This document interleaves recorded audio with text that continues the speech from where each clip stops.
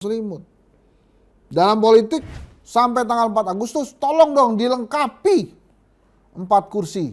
Dalam politik itu kadang-kadang yang kita lihat tidak seperti yang kita lihat, yang kita dengar tidak seperti yang kita dengar, yang kita rasakan tidak seperti yang kita rasakan.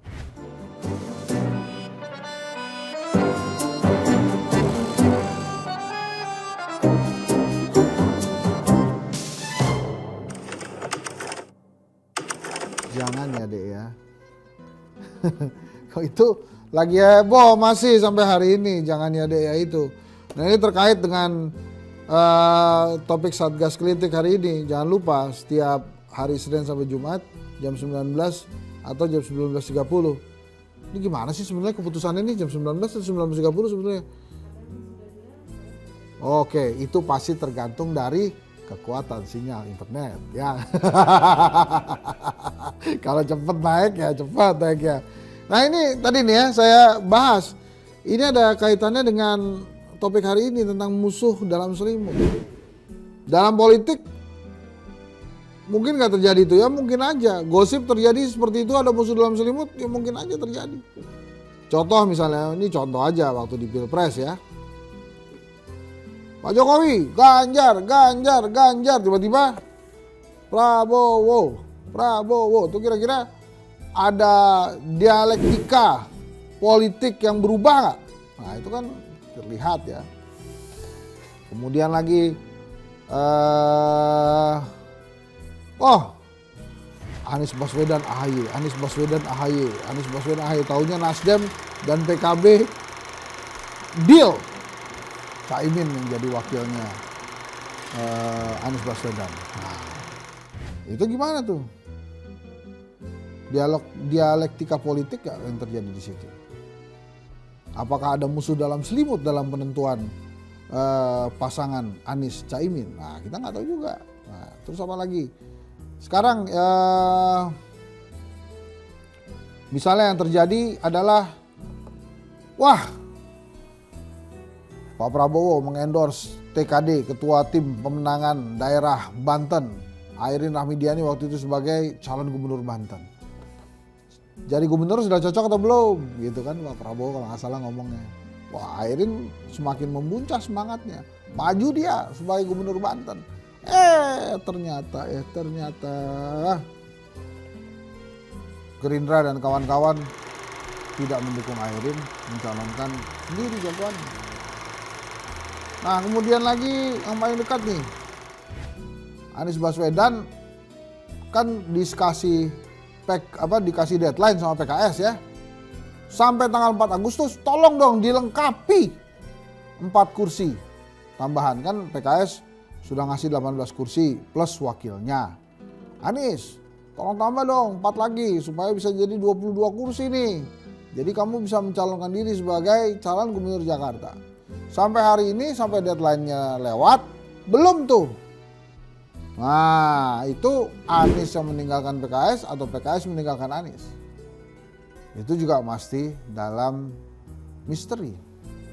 Jadi teman-teman, dalam politik itu kadang-kadang yang kita lihat tidak seperti yang kita lihat, yang kita dengar tidak seperti yang kita dengar, yang kita rasakan tidak seperti yang kita rasakan. Terkadang politik kompetisinya hanya tentang menang kalah. Siapa kalah, siapa menang, siapa berkuasa, siapa tidak berkuasa. Itulah makanya muncul dialektika politik yang tidak menguntungkan. Kemudian juga ada istilah musuh dalam selimut. Dia yang juga kemudian membunuh itu. Mengalahkan kebijakan atau mengkhianati kebijakan yang sebelumnya ada. Apakah kemudian Pak Jokowi musuh dalam selimutnya PDI Perjuangan? Belum tentu juga begitu. Karena ternyata banyak juga kader-kader PDI Perjuangan yang mengikuti jejak langkah Pak Jokowi keluar dari partai atau meninggalkan partai atau mengkhianati partai atau ya pokoknya berbeda dengan partai politiknya. Ada Muawar Sirait, Ara Sirait ya, ada Budiman Sujatmiko juga gitu. Jadi tema-tema seperti itu tuh pasti ada juga. Dalam kisah pewayangan ada yang namanya Prabu Salya. Hati kecilnya waktu perang Baratayuda ingin sekali membela Pandawa.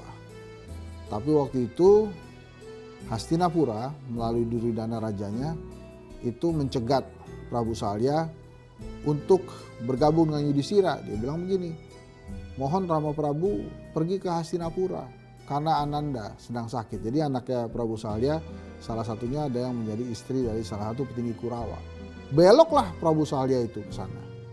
Sampai di sana dia ditipu karena ternyata anaknya sehat, tapi karena sudah sampai ke Hastina jadi dia langsung dicap sebagai pendukung Hastinapura. Padahal hati kecilnya ingin ke Pandawa. Apakah dia jadi musuh dalam selimut? Ya karena kecewa, karena hati kecilnya ingin membela Pandawa. Akhirnya dalam sebuah pertempuran penting dia jadi musuh dalam selimut.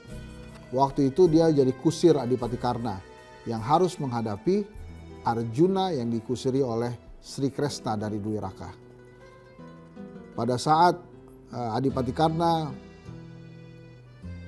membidik Arjuna dengan panah saktinya, tiba-tiba Prabu Salya menghentakkan tali kekang kuda sehingga kudanya melonjak dan akhirnya panah itu tidak jadi mengena tubuh Arjuna, meleset. Saat itu semua orang bilang, wah Prabu Salya musuh dalam selimut. Padahal Salya mengatakan, lo duluan yang nipu gua, sekarang gua balas juga. Tapi Salya membalas kepercayaan itu dengan jiwa satria atau tuduhan itu dengan jiwa satria.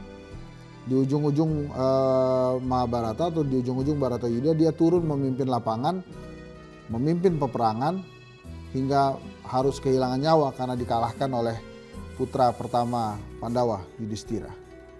Di dalam politik musuh dalam selimut selalu dianggap ada karena tujuannya adalah kemenangan. Tujuannya adalah kekuasaan. Ya banyak sekali hal-hal ini terjadi saat ini gitu ya, terutama di ranah pilkada. Kota kosong itu musuh dalam selimut gak di dalam perpolitikan? Menurut saya iya. Karena sebetulnya rakyat kecewa kalau ada kota kosong yang muncul dalam sebuah perhelatan pilkada. Rakyat menginginkan sosok sesungguhnya yang muncul untuk dipilih. Bukan sosok seperti kota kosong yang tidak bisa diajak bicara dan tidak bisa diajak berpolitik. Tidak bisa juga membawa kesejahteraan. Tapi terkadang elit-elit politik lebih menginginkan kota kosong yang hadir demi syahwat kekuasaan. Bukan syahwat kesejahteraan, tapi bagaimana berkuasa dan mensejahterakan mereka sendiri. Gak bagus kalau ada musuh dalam selimut, tapi berhati-hati juga wahai partai politik. Walaupun sedikit sekali yang bisa diidentifikasi sebagai musuh dalam selimut, tapi ada kutu loncat yang memang kerjanya sering berganti-ganti partai mengikuti kekuasaan. Pak Prabowo pasti lebih paham lah hal-hal seperti itu. Sekali lagi, saya Henry Satrio, terima kasih. Kita ketemu di Satgas Kritik selanjutnya. Terus terang, saya Henry Satrio sangat berharap pada Pak Prabowo untuk bisa membawa Indonesia ke ranah yang lebih baik, demokrasi yang lebih baik, kembali membangun sendi-sendi kebangsaan yang porak-poranda akibat keinginan penguasa sebelumnya. Terima kasih. Assalamualaikum warahmatullahi wabarakatuh.